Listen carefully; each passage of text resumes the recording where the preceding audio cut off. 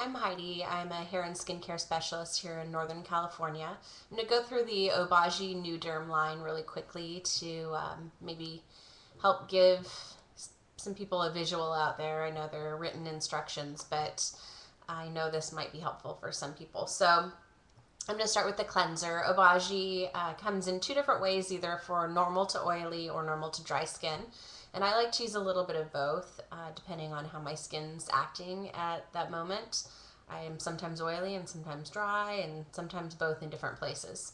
So anyway, and start with the foaming gel. What I do is get my hands wet my face, go ahead and put a little bit of foaming gel in my hand, probably about the size of a dime, or the cream cleanser. Work that around and really lather it up. What I like to recommend for my clients is that they cleanse for at least a minute. It seems like a really long time to cleanse your face, but you really need to massage your face to break up the dead skin cells and get it ready for treatment. So the next step is the toner, which I just apply to a little cotton round and kind of rub it all over my face. It kind of helps, again, break up some of those dead skin cells and get them off, so that when you treat your skin, you're treating new skin instead of all of that flaky, dead old skin. The next step, and this is kind of across the board, is number 3, which is the clear. And what I like to do is, the instructions kind of say to use the OBA as your measuring tool, but I just do like a pea size on the tip of my finger and then kind of dot it all over my face and then go ahead and work it in all over. Now, what some people don't know is that you can use it again after it sets in. So I like to let it set for about 2 minutes. And then I like to do some of my problem areas. Like here I've got a little discoloration, got a little down here from acne. And I like to reapply on those spots at least once a day, twice a day if you've got the time. I mean, it's kind of a time-consuming line, but if you can do it, I do recommend that on your dark spots, you spot applique after you do an all-over.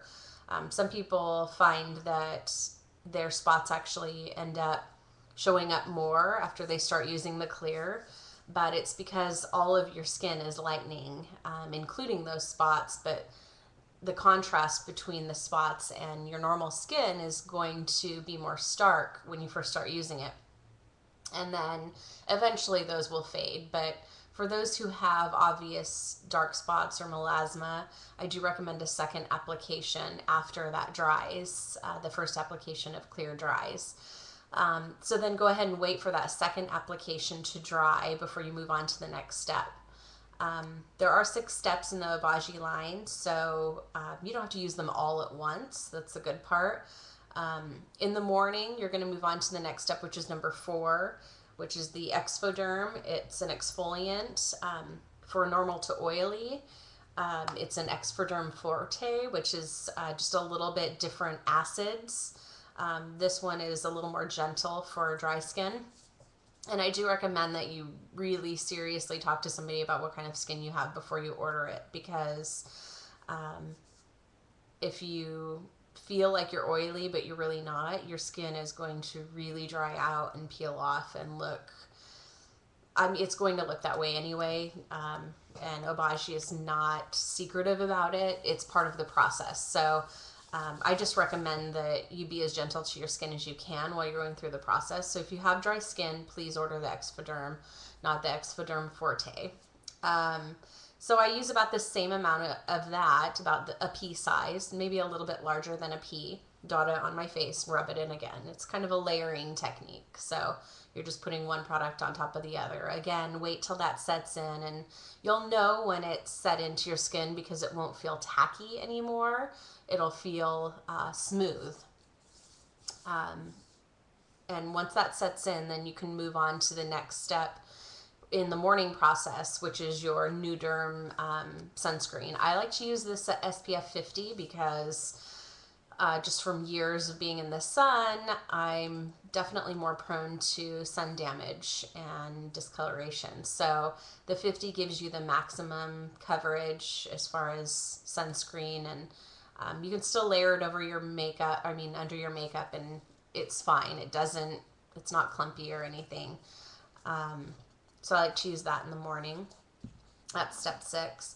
And at night, you're going to go through the same process, the cleansing, the toning, the clear. Again, you can do the clear twice on your brown spots.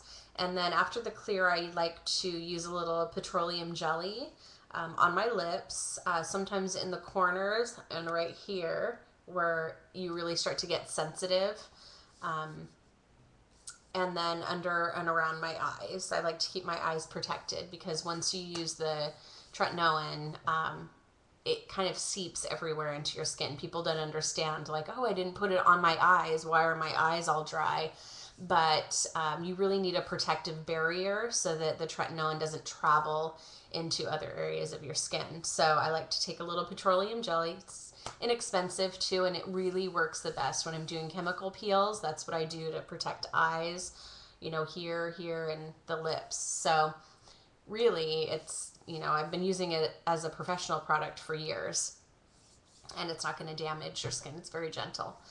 So then I go ahead and put the petroleum jelly on, and then after that, I again wait till your clear completely sets in so it's not tacky anymore. I mix the blender, which is step number 5, and tretinoin, which I use a 0.05% tretinoin gel, but you can use 0.025, which is a little bit weaker, or 0.1, which is stronger. Again, you know, I do recommend getting a professional opinion, and the tretinoin you should get a prescription for. You can order it online, but I definitely be a little leery about companies that you order from. So Obagi has a good product, and I recommend that, but you know, use your discretion. So I mix equal amounts of the blender and the tretinoin, which is just about a pea size of each in the palm of my hand, and you know, rub it around and get it kind of everywhere, avoiding the spots that you know are going to be really sensitive, like here. Don't go past this part of your eye, plus it's going to blend with the petroleum jelly. That won't be good. So go ahead and blend everywhere. I like to get down here on my neck too. A lot of people forget about that, and sometimes ears as well. If you've got any discoloration on your ears, it's good to get it on your ears.